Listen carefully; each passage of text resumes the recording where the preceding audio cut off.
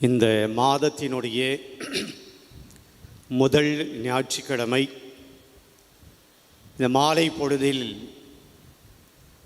கோடி அற்புத புனித அந்தோனியாவுடைய திருத்தலத்தில் இந்த தெய்வீக திருப்பலியில் பங்கேற்று கொண்டிருக்கிற உங்கள் அனைவரையும் ஆண்டவருடைய வல்லமையுள்ள நாமத்தினால் அன்போடு வரவேற்கிறேன்.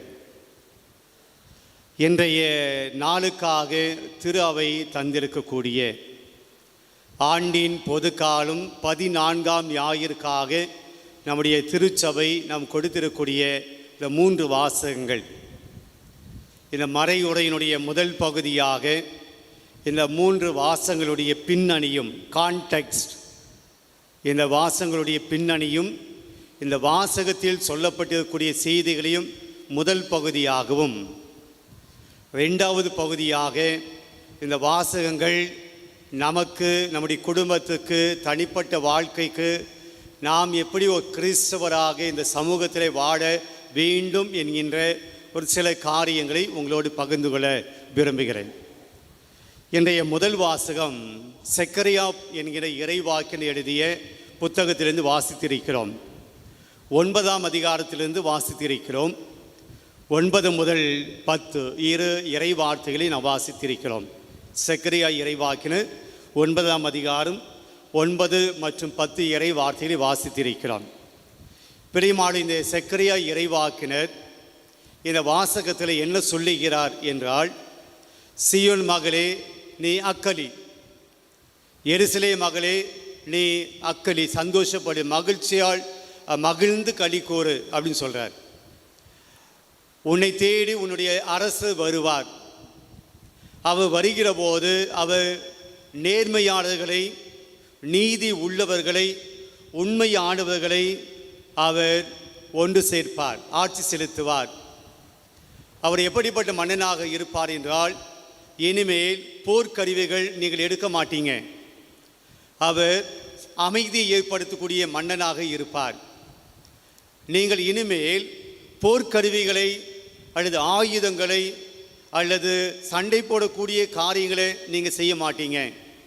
அமைதியை ஏற்படுத்தக்கூடிய மன்னனாக இருப்பார். நீங்கள் மகிழ்ச்சியாக இருப்பீங்க. அந்த மன்னன் எப்படி வருவார் என்றால், கழுதையின் மீது வருவார் என்றெல்லாம் இந்த முதல் வாசகத்தில் நமக்கு சொல்லப்படுகிறது. வழக்கமாக அரசர்கள் போர் செய்ய போகிற போது அவர்கள் குதிரை மீது போவார்கள். குதிரையின் மீது தான் சென்று அவர்கள் போர் செய்வார்கள். யானைகள் அப்படியாக போர் செய்வார்கள். பொதுவாக அரசர்கள் அமைதியை பற்றி பேசுகிற போது, சமாதானத்தை பற்றி பேசுகிற போது, அமைதியை அறிவிக்கிற போது, சமாதானத்தை அறிவிக்கிற போது அரசர்கள் கழுதையின் மீது வருவார்கள். விவிலியத்தில் நாம் புதிய ஏற்பாட்டிலே ஒருவர் கழுதையின் மீது வருவதை நாம் படிப்போம். யாரு? புதிய ஏற்பாட்டில் கழுதையின் மீது ஒருவர் வருவதை நாம் வாசகமாக படிப்போம். அது மிக முக்கியமான ஒரு நாளிலே நாம் வாசிப்போம்.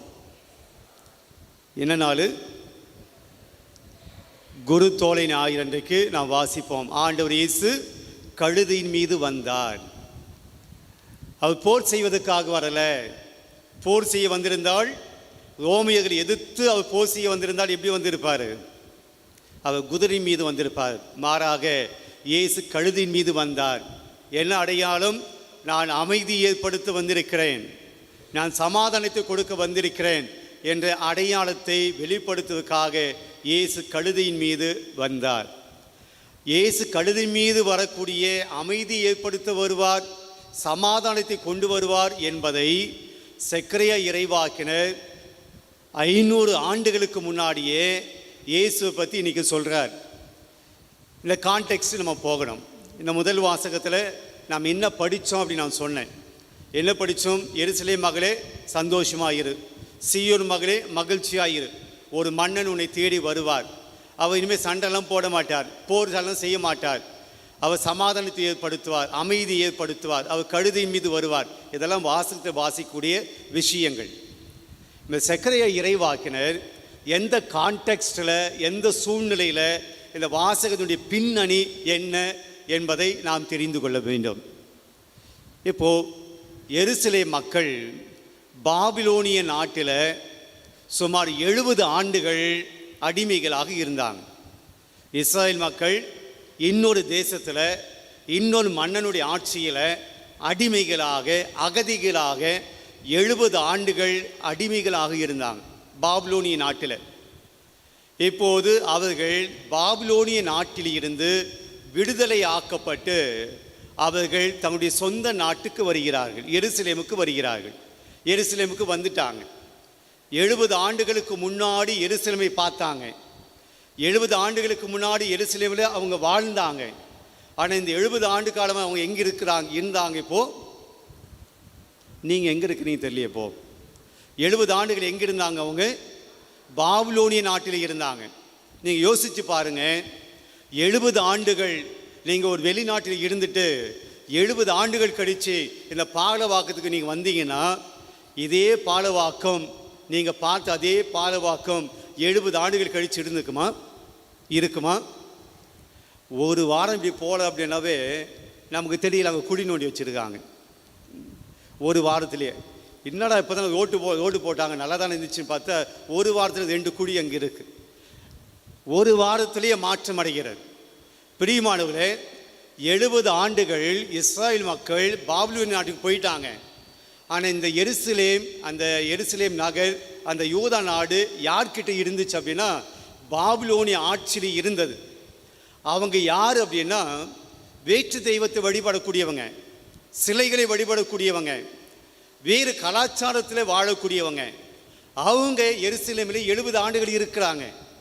அப்போ அந்த 70 ஆண்டுகளில் எருசலேமில் என்ன நடந்திருக்கு அப்படின்னா, அவங்களுடைய கடவுளை இங்கே கொண்டு வந்தாங்க. பாபிலோனிய நாட்டில் என்ன கடவுளை வழிபட்டாங்களோ அந்த சிலைகளை எல்லாம் இங்கே கொண்டு வந்தார்கள். எருசலேம் நகரில் இருந்த கடவுளுடைய கோவிலை இடித்தாங்க, கடவுளுடைய கோவிலை அசுத்தப்படுத்தினாங்க, தங்களுடைய கடவுளுடைய சிலைகளை எல்லாம் கொண்டு வந்து பலிப்பீடங்களை அமைச்சாங்க.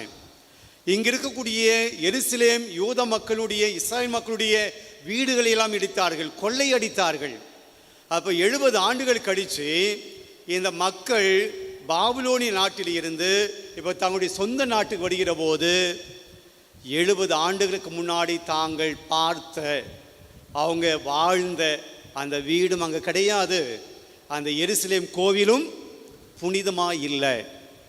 அந்த கோவிலை நினைத்து, அவருடைய வீட்டை நினைத்து, அவருடைய நாட்டை நினைத்து சுடுகாடாக மாறி இருக்கக்கூடிய கடவுளுடைய கோவில், அங்கு தீட்டுப்பட்டு இருக்கக்கூடிய சிலைகளால் நிரம்பி வடியக்கூடிய அந்த எருசலேம் ஆலயத்தை பற்றி நினைத்து அவர்கள் மனம் வருந்துகிறார்கள், அழுகிறார்கள். எங்கள் நாடு இப்படி ஆயிடுச்சு, எங்கள் கோயில் இப்படி ஆயிடுச்சு, எங்களுடைய புனித நகரம் இப்படி இருக்கிறது சொல்லி அவர்கள் வருத்தப்படுகிறார்கள், அவர்கள் வேதனை அடைகிறார்கள்.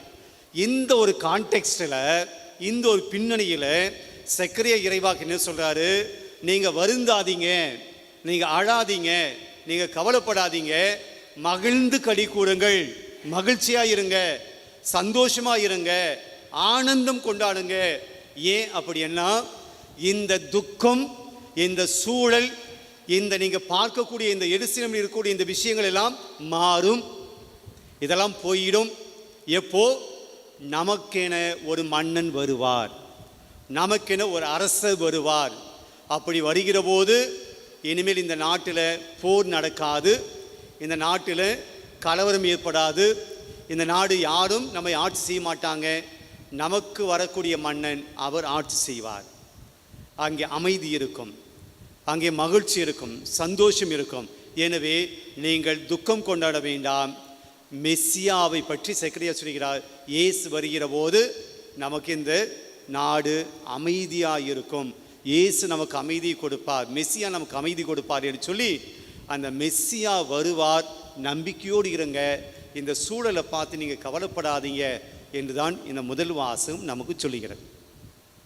அப்போது முதல் வாசகனுடைய தீம் என்ன?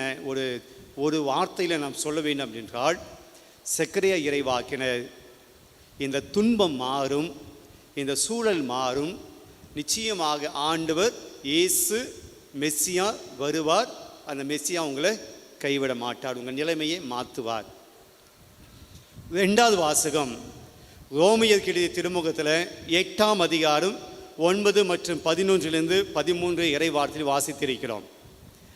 இந்த வாசகத்தில் பவுலடியார் ரோமை நகரில் இருக்கக்கூடிய கிறிஸ்தவர்களுக்கு அறிவுரை சொல்கிறார், அட்வைஸ் பண்ணுறார். ரோமை நகரம் என்பது ஒரு வாணிப நகரம். ரோமை நகரம் என்பது அரசர்கள் இருக்கக்கூடிய ஒரு நகரம், மன்னர்கள் வாழ்ந்த நகரம். ரோமை ஆட்சி மிக பெரிதாக இருந்தது. ஆனால் இயேசு உயிர்த்த பின்னாடி, விண்ணேற்றம் அடைந்த பின்னாடி, பவுலடியார் மற்ற சீடர்கள், பேதுரு போன்றவர்கள் கடவுளுடைய வார்த்தை ரோமை நகரில் போதித்தாங்க. அப்படி போதிக்கிற போது சில பேர், ரோமையில் இருந்த சில பேர் இயேசுவை கடவுளாக ஏற்றுக்கிட்டாங்க. ரோமை கடவுளை விட்டுட்டு, அவர்கள் இதுவரை வழிபட்ட கடவுளை விட்டுட்டு இவர்கள் போதித்த இயேசுவை கடவுளாக ஏற்றுக்கிட்டாங்க. கடவுளாக ஏற்றுக்கொண்டவர்கள் கடவுளை ஏற்றுக்கிட்டாங்களே ஒழிய அவங்களுடைய சொந்த வாழ்க்கையில் ஃபஸ்ட்டு என்ன பாவத்தை பண்ணிட்டு இருந்தாங்களோ அது தொடர்ந்து பண்ணிட்டு தான் இருந்தாங்க. இயேசுவை ஏற்றுக்கொள்ளாத போது என்ன எப்படிப்பட்ட வாழ்க்கை வாழ்ந்தாங்களோ அதே வாழ்க்கையை தான் இயேசுவை கடவுளாக கிறிஸ்தவர்களாக மாறிய பின்னாடியும் அந்த ரோமின் நகர கிறிஸ்தவர்கள் அப்படி இருந்தாங்க. இப்போது பவுலடியார் பார்க்குறார், நீங்கள் இயேசுவை ஏற்றுக்கிறதுக்கு முன்னாடி அப்படி வாழ்ந்தீங்க, ஆனால் இப்போது நீங்கள் இயேசுவை ஏற்றுக்கொண்டீர்கள், நீங்கள் கிறிஸ்தவங்களாக மாறிட்டீங்க, கடவுளுடைய ஆவி உங்களுக்குள்ளே இருக்கிறது. அப்போ கடவுளுடைய ஆவி இருக்கக்கூடியவங்க ஊனியல்பின்படி நடக்கக்கூடாது. அதான் முதல் 2வது வாசகத்தை சொல்கிறார். உங்களுக்குள் தூய ஆவியானவர் இருந்தால், கடவுளுடைய ஆவியானவர் இருந்தால், நீங்கள் ஊனியல்பிற்கு கடமைப்பட்டவர்கள் அல்ல. உங்களுடைய உடம்பு சொல்வது, உங்களுடைய உடல் சொல்வதற்கு நீங்கள் அடிமைகளாக இருக்க வேண்டிய அவசியம் இல்லை. அப்போ என்ன சொல்ல வர்றாரு, நீங்கள் தூய ஆவியால் நிரம்பி இருக்கிறீங்க, இயேசுவை ஏற்றுக்கிட்டீங்க, கிறிஸ்தவங்களாக இருக்கிறீங்க, உங்களுக்குள்ள ஆவியானவர் இருந்தால் நீங்கள் பாவம் செய்ய மாட்டீங்க. நீங்கள் உண்மையாகவே இயேசுவை ஏற்றுக்கிட்டு அந்த தூய ஆவியானவர் உங்களுக்குள் இருந்தால், உங்களுள் தூய ஆவியானவர் நிரம்பி இருந்தால், இந்த உடம்பு சொல்கிறத, இந்த ஊன் இயல்பு இதற்கு நீங்கள் அடிமைகளாக இருக்க மாட்டீங்க. மாறாக நீங்கள் ஆவியின் இயல்புக்கு இருப்பீங்க. இப்போ ஆவியினுடைய இயல்பு என்ன என்பது பார்க்கறதுக்கு முன்னாடி, ஊனி இயல்பு அப்படின்னா என்னது? நம்ம எப்பவுமே என்ன நினைப்போம்? ஊனியல்புன்னா செக்ஸ், ஊனியல்புன்னா பாலுணர்வு, அது மட்டும் நினைப்போம். ஆனால் பவுலடியார் ஊனியல்பு நாம் இந்த உடம்பின் வழியாக, இந்த உடம்பு நம்மை ஆட்சி செய்து, இந்த உடம்பு தான் நம்மை வழி நடத்துது அப்படின்னா நாம் எப்படிப்பட்டவங்களாக இருப்போம் என்பதை கலாத்தியர் திருமுகத்தில் 5ஆம் அதிகாரத்தில் அவர் அழகாக குறிப்பிடுகிறார். எடுத்துக்கொள்வோம். கலாத்தியர் 5:9 இறை வார்த்தை. அதை வேகமாக நம்ம வாசிப்போம். சிறிதளவு புளிப்பு மாவு பிசைந்த மாவு முழுவதையும் புளிக்க வைக்கிறது. 19 ஊனியல்பின் செயல்கள் யாவருக்கும் தெளிவாய் தெரியும். ஊனியல்பின் செயல்கள் யாவருக்கும் தெளிவாய் தெரியும். நமக்கு தெரியுமானது தெரியல, ஆனால் பைபிள் நமக்கு சொல்லுது ஊனியல்பின் செயல்கள் எல்லாருக்கும் தெரியும். ஏன்னா நம்ம ஊனியல்பின்படி வாடுகிறோம், நாம் என்ன பண்ணுறோன்னு நமக்கு தெரியும். அவர் என்ன பட்டியலிடுகிறார், நீங்கள் ஊனியல்பின்படி நடக்கிறீங்க, நீங்கள் ஆவி தூய ஆவி சொல்கிறபடி நீங்கள் நடக்கலை, உங்கள் உடம்பு சொல்கிறத கேட்டு, உங்கள் மைண்டு சொல்கிறத கேட்டு, உங்கள் ஆசை சொல்கிறத கேட்டு நீங்கள் நடக்கிறீங்க, நீங்கள் எப்படிப்பட்டவங்களாக இருப்பீங்க அவர் ஒரு பட்டியலிடுகிறார். அங்கே இருக்கதான் நம்ம படிக்க போகிறோம். படியுங்கள். அவை அவை பரத்தமை, கெட்ட நடத்தை, காமவெறி, சிலை வழிபாடு, பில்லி சூனியம். பெரிய மனித வரைக்கும் நாம் இதை செய்கிறோமா என்னன்னு தெரியாது. இதெல்லாம் பெரிய பாவங்கள். கெட்ட நடத்தை, பரத்தமை, காமவெறி, சிலை வழிபாடு, பில்லி சூனியம், இதெல்லாம் அதுக்கு அடுத்து வர விஷயங்கள். நிச்சயமாக இது நம்முடைய வாழ்க்கையில் நடக்கிறது. படிப்போம். பகைமை, சண்டை சச்சரவு, இதெல்லாம் ஊனியல்பினால் வரக்கூடிய விஷயங்கள். நீங்கள் யார் கூட சண்டை போட்டுக்கிறீங்க அப்படின்னா ஆவியானவர் உங்களுக்குள்ளே இல்லை. தூய ஆவியானவராக நான் நிரம்பப்படலை. தூய ஆவியானவராக நான் நிரப்பப்பட்டிருக்கிறேன் என்றால் நான் சண்டை போட மாட்டேன். நான் ஊனியல்பின்படி நான் நடக்கிறேன் என்றால், என் உடம்பு சொல்கிறத நான் கேட்குறேன் அப்படின்னா நான் என்ன செய்வேன்? சண்டை போடுவேன். பவுலடியார் சொல்ல, நீ சண்டை போடுவ, நீ சண்டை போடக்கூடியவனாக இருப்ப. அடுத்தது பொறாமை, சண்டை, சச்சரவு, பொறாமை, சீற்றம், கட்சி மனப்பான்மை, பிரிவினை, பிளவு, அழுக்காறு, குடிவெறி, களியாட்டம் முதலியவையாகும். இதெல்லாம் நமக்கு தெரிஞ்ச பாவம் தான். சில சமயம் நம்ம செய்யக்கூடிய பாவம் தான். இப்போ பவுலடி என்ன சொல்றாருன்னா, ரோமை மக்களுக்கு சொல்றாரு, நீங்கள் ஊழியல்படி வாழ்றீங்க. நீங்கள் இயேசுவை ஏற்றுக்கிறதுக்கு முன்னாடி இப்படி இருந்தீங்க, பரவாயில்ல. இப்போ நீங்கள் இயேசுவை ஏற்றுக்கிறதுக்கு பின்னாடி நீங்கள் இப்படி இருந்தீங்கன்னா, அவர் சொல்கிறாரு, ஊழியல்படி வாழ்பவர்கள் நிச்சயமாய் சாவீர்கள் என்று சொல்கிறார். நீங்கள் தூய ஆவியால் நிரப்பப்பட்டு நீங்கள் வாழ்ந்து என்றால் நீங்கள் வாழ்வீர்கள் என்று சொல்கிறார். பிரியமானவர்களே, அப்போ இது கான்டெக்ஸ்ட். இன்றைக்கி பவுலடியார் 2வது வாசகத்தில் சொல்கிறாரு, கிறிஸ்தவங்களாக இருக்கிறவங்க யார் சொல்கிறத கேட்டு வாழணும் அப்படின்னா, நம்ம உடம்பு சொல்கிறத கேட்டல்ல, மாறாக ஆவியானவரால் நாம் வழி நடத்தப்பட வேண்டும். ஆவியானவர் சொல்கிறத, தூய ஆவியானவர் சொல்கிறத நாம் கேட்க வேண்டும் என்று அவர் சொல்லுகிறார். இன்றைக்கி நாம் இயேசுக்குள்ளே வந்துட்டோம், இயேசுவை ஏற்றுக்கிட்டோம், கிறிஸ்துவலாக இருக்கிறோம். நாம் எதன்படி நடந்து கொள்கிறோம், எதன்படி வாழ்கிறோம் என்ற செய்தியை எனக்கு 2வது வாசகம் நமக்கு ஒரு கேள்வி எடுப்பு. இன்றைக்கி நற்செய்தி வாசகத்தில் நாம் பார்க்கிறோம், இயேசு பெருஞ்சுமை சுமந்திருப்பவர்களே, அதுக்கு முன்பாக முதல் பகுதியை பார்க்கிற போது தன்னுடைய தந்தையிடம் பேசுகிறார். தந்தையே, விண்ணுக்கும் மண்ணுக்கும் ஆண்டவரே, நான் உம்மை போற்றுகிறேன். எதற்கு? ஞானிகளுக்கும் அறிஞர்களுக்கும் மறைத்து குழந்தைகளுக்கு வெளிப்படுத்தியதினால் நான் உம்மை போற்றுகிறேன் சொல்லிட்டு அடுத்து வருகிறார், பெருஞ்சுமை சுமந்திருப்பவர்களே, நீங்கள் எல்லோரும் என்னிடம் வாருங்கள், நான் உங்களுக்கு இளைப்பாறுதல் கொடுப்பேன். நான் கனிவும் மனத்தாழ்மையும் உடையவன், என்னிடம் கற்றுக்கொள்ளுங்கள், அப்போது உங்களுக்கு இளைப்பாறுதல் கிடைக்கும் அப்படின்னு சொல்லி இன்றைய நற்செய்தி வாசகம் வருகிறது. இயேசு என்ன சொல்லுகிறார்? பிரியமானவர்களே, கான்டெக்ஸ்ட் என்ன? இயேசு இந்த உலகத்துக்கு கடவுளுடைய மகனாக மெசியாவாக வந்தார். ஆனால் இயேசுவை அவங்க ஏற்றுக்கலை. யார்? ஞானிகளும் அறிஞர்களும் ஏற்றுக்கலை. ஆனால் யார் ஏற்றுக்கிட்டாங்க அப்படின்னா, எளிய மக்கள், பாவிகள், பிற இனத்தார், வரி தண்டுபவர்கள் இயேசுவை ஏற்றுக்கிட்டாங்க. அதனால சொல்கிறாரு, ஞானிகளும் அறிஞர்களும் என்னை ஏற்றுக்கலை, அவங்களுக்கு கண்ணு மறைச்சிட்டிங்க. ஆனால் என்னை இந்த எளிய மக்கள், குழந்தைகள் போல் இருக்கக்கூடிய எளிய மக்கள் என்னை ஏற்றுக்கிட்டாங்க, அதனால் உமக்கு நன்றி சொல்கிறேன் சொல்லிட்டு, பெருஞ்சுமை சுமந்திருக்கவங்களே எல்லாரும் என்கிட்ட வாருங்க, நான் உங்களுக்கு இளைப்பாறுதல் தருவேன் என்று நற்செய்தி சொல்லுது. இதுதான் இன்றைக்கு. அப்போ இன்றைக்கு 3 வாசகங்கள் நமக்கு என்ன சொல்லுது அப்படின்னா, நாம் துன்பத்தில் இருக்கிற போது கடவுள் நம்மை கைவிடுவதில்லை. இஸ்ராயல் மக்களை பார்த்து செக்கரியா சொல்கிறாரு, அழாதீங்க, கடவுள் உங்கள் நிலைமையை மாற்றுவார். நற்செய்தி சொல்லுது, பெருஞ்சுமைந்து சுமந்திருப்பவர்களே கவலைப்படாதீங்க, எல்லாம் என்கிட்ட வாங்க, நான் இளைப்பாறுதல் கொடுப்பேன்னு சொல்லி இன்றைய நற்செய்தி வாசகம், முதல் வாசகம், நாம் துன்பத்தில் இருக்கிற போது கடவுள் நம்மோடு இருக்கிறார் என்ற செய்தியை இன்னைக்கு வாசகம் நமக்கு சொல்லுது. பிரியமானவர்களே, இந்த வாசகங்கள் அடிப்படையில் இன்றைக்கி இந்த பூசையை பார்த்து கொண்டிருக்கிற, பங்கெடுத்து கொண்டிருக்கிற, இந்த இறை வார்த்தை கேட்டுக்கொண்டிருக்கிற நமக்கு ஒரு 3 காரியங்களை இந்த வாசகம் சொல்வதாக நான் பார்க்கிறேன். ரொம்ப எளிமையாக. 1,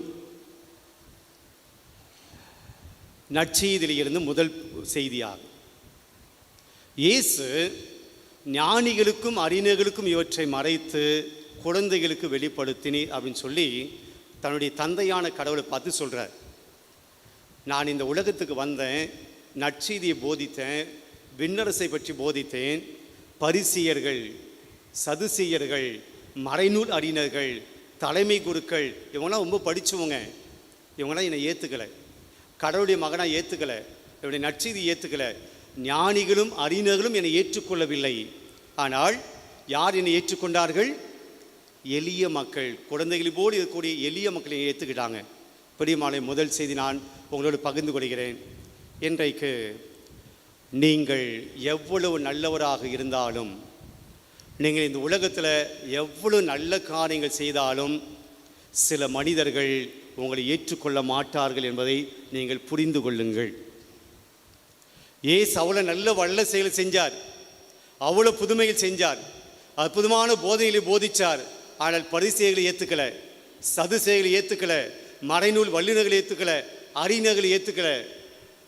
நீங்கள் இயேசுவை போல் இருந்தாலும் கூட இயேசுவை போல இந்த உலகத்தில் நீங்கள் நல்ல காரியங்களை செய்தாலும் கூட, எல்லா மக்களுக்கு நீங்கள் உதவி செய்தாலும் கூட, நல்ல மனுஷனா நீங்கள் வாழ்ந்தாலும் கூட, சில பேர் உங்கள் மத்தியில், நம்முடைய மத்தியில் இருப்பார்கள், உங்களை ஏற்றுக்கொள்ள மாட்டார்கள். எல்லாரும் நம்ம ஏற்றுக்குவாங்க அப்படின்னு நாம் எண்ணுவது அது பிராக்டிக்கலாக நடக்காது.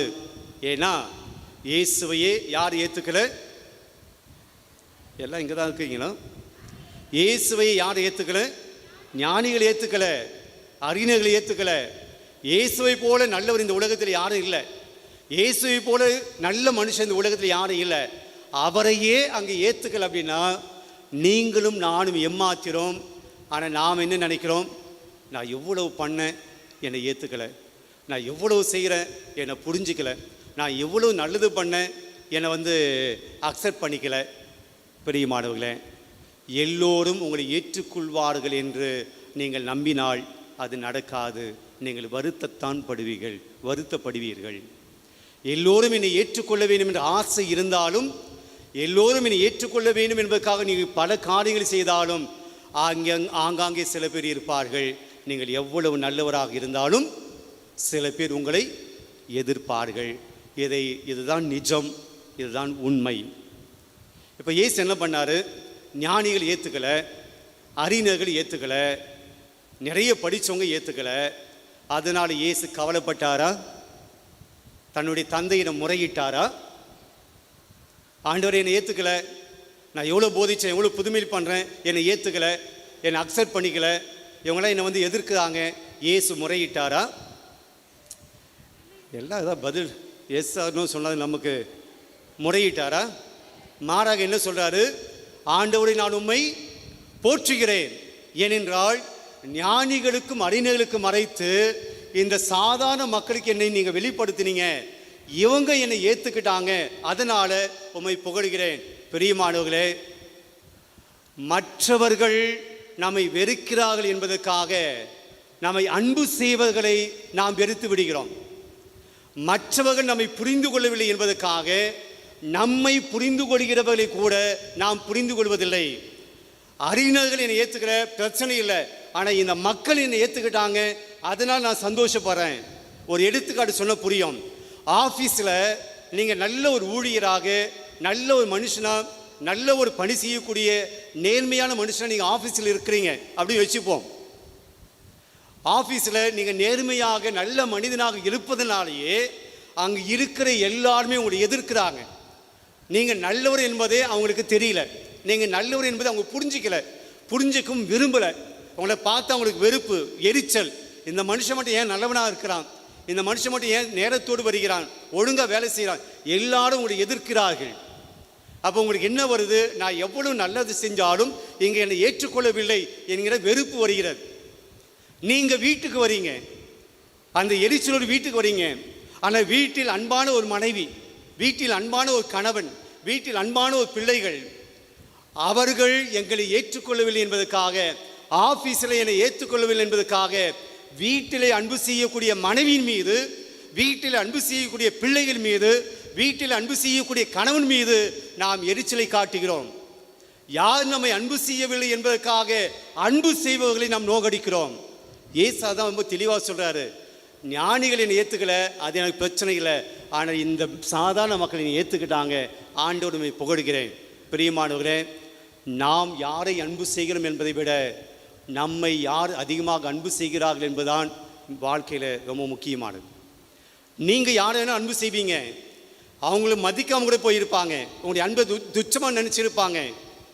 நீங்கள் யாரை அன்பு செய்கிறீர்கள் என்பதை விட உங்களை யார் அன்பு செய்கிறார்களோ அவர்களுக்கு அதிகமான முக்கியத்துவம் கொடுங்கள். பிரியமானவர்களே, உங்களை அன்பு செய்பவர்களை, மற்றவர்களை அன்பு செய்யவில்லை என்பதற்காக அன்பு செய்பவர்களை காயப்படுத்த வேண்டாம்.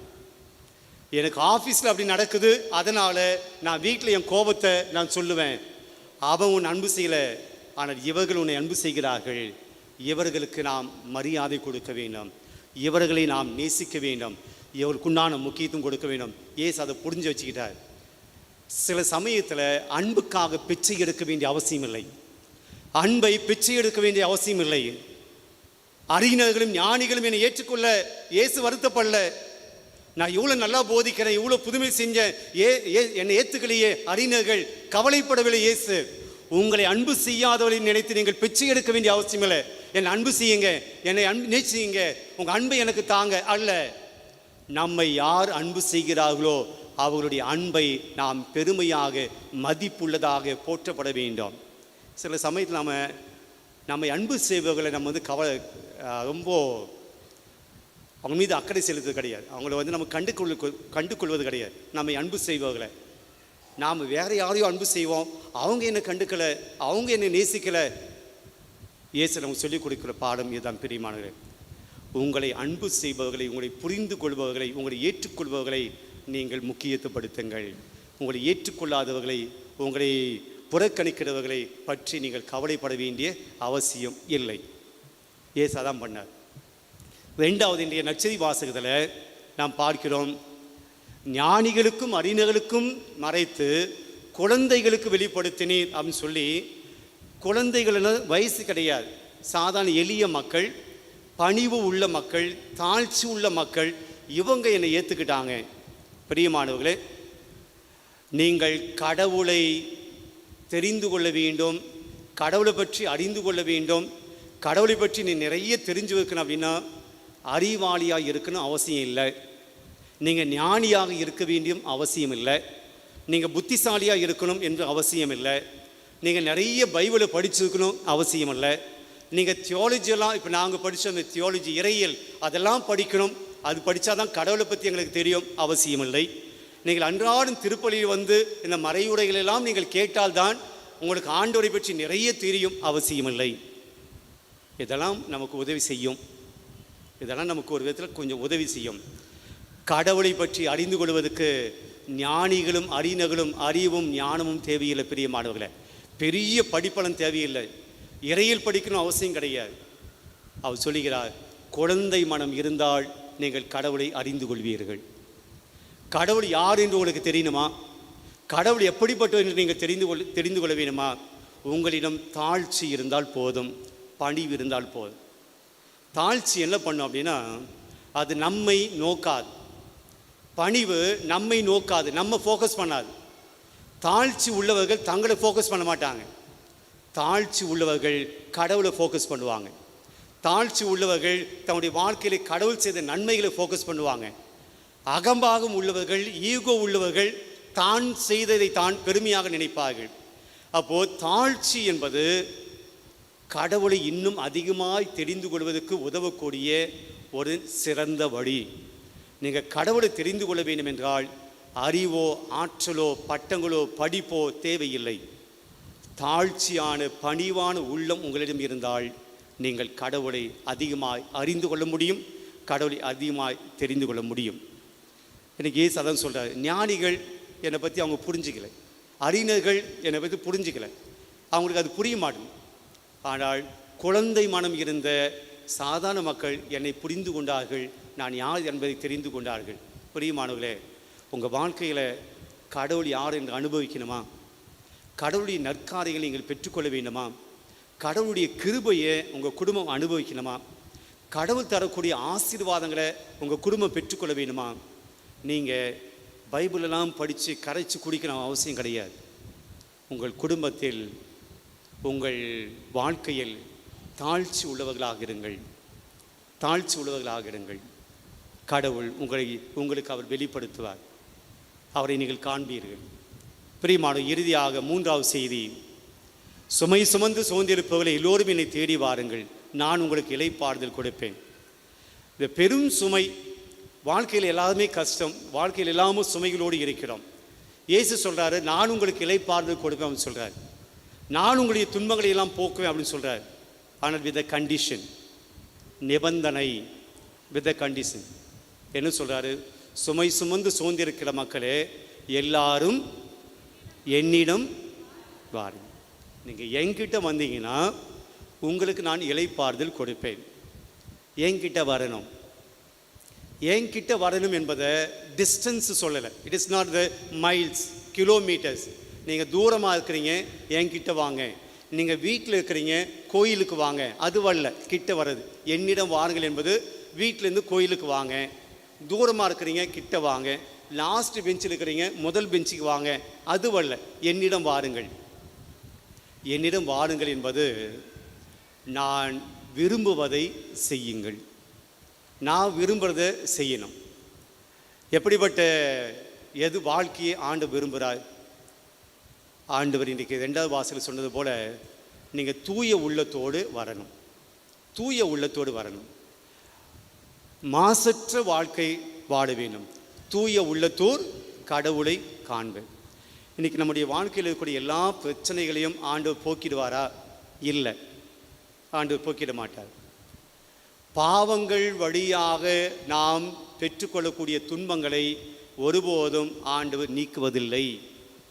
நான் பாவம் செய்வேன், அதனால் எனக்கு இந்த துன்பம் வருது, அந்த துன்பத்தை கடவுள் நீக்குவாரா? இல்லை. முதல்ல பாவத்தை நீக்கணும். பாவத்தை நீக்கினால்தான் உன் துன்பம் நீக்கும். முடக்குவாதமுற்றவன் படுத்து படுக்கையாக இருக்கிறான், 4 பேர் கொண்டு வராங்க. இயேசு முதல்ல என்ன சொல்கிறாரு? உன் பாவங்கள் மன்னிக்கப்பட்டன. பிரியமானவர்களே, நம்முடைய வாழ்க்கையில் வரக்கூடிய எல்லா பிரச்சனைகளுக்கும் அடிப்படையான காரணம் என்ன தெரியுங்களா? நாம் சிறியவர்களாக நம்மை மாற்றிக்கொள்ள கிடையாது. We forget to become a little. We forget and we don't want to be a little person. பெரியவங்களாக இருக்கணும். I am the great, I am the boss, I am the big boss. நான் தான் தலைவன், நான் தான் பெரியவன். நாம் சிறியவர்களாக இருப்பதற்கு நாம் தயங்குகிறோம். அதனால்தான் பொறாமை, பொச்சரிப்பு, வாழ்க்கையில் கஷ்டங்கள், எல்லா துன்பங்களும் அதனால தான் வருது. இயேசு சொல்கிறாரு, லிட்டில், ரொம்ப சின்னவனாக, ரொம்ப தாழ்ச்சியாக இருக்க கற்றுக்குங்க, தூய மனசோடு வாங்க, அப்போ உங்கள் வாழ்க்கையில் இளைப்பாறுதல் கிடைக்கும். ஆக 3 காரியங்கள். 1, உங்கள் வாழ்க்கையில் ஏற்றுக்கொள்ளாத, உங்களை நிராகரிக்கிற, உங்களை எதிர்க்கிற, நீங்கள் எவ்வளவு நல்லவராக இருந்தாலும் இந்த உலகம் உங்களை எதிர்க்கும், கவலைப்பட வேண்டாம். அது நினைத்து கவலைப்பட்டு கொண்டு ஒன்றும் பிரயோஜனம் கிடையாது. என்னை சுற்றி நிறைய பேர் எதிர்க்கிறாங்க ஃபாதர், நிறைய பேர் எனக்கு முட்டுக்கடியாக இருக்காங்க. கவலைப்பட வேண்டிய அவசியம் இல்லை. அவங்க நினைத்து கவலைப்பட்டு ஒன்றாக போவதில்லை. உங்களை அன்பு செய்கிறவர்களுக்கு நீங்கள் முக்கியத்துவம் கொடுங்கள். 2வது, நாம் ஊனியல் மின்படி வாழாமல் தூய ஆவியார் நிரம்பி தூய வாழ்க்கை வாழுங்கள். அப்போது நம்முடைய சுமைகள் எல்லாம் நீங்கும். பிரியமானவர்களே, இந்த சிந்தனைகளை நம்முடைய வாழ்க்கையில் நாம் கடைபிடிக்க முயற்சிப்போம். திருப்பலியில் தொடர்ந்து நாம் ஜெபிப்போம். நம்பிக்கை அறிக்கை. அனைவரும் எழுந்து நிற்போம்.